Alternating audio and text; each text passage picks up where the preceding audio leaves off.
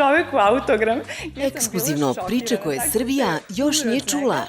A moj Miloš je mislio da je postao neverovatno popularan sa 18 godina i sa 2 nedelje koliko je boravio u Moskvi. Opet tuđa zemlja, dok se jezik ne savlada, totalno drugi... Dok se jezik ne savlada, ti daješ autograme.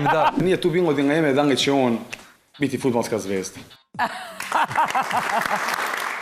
Ja znam da ti o tome retko pričaš, ne želiš to da ističeš, ali je divno što si uradio za malu Anđelu. Znam da... Gost emisije, proslavljeni srpski fudbalski reprezentativac Miloš Krasić.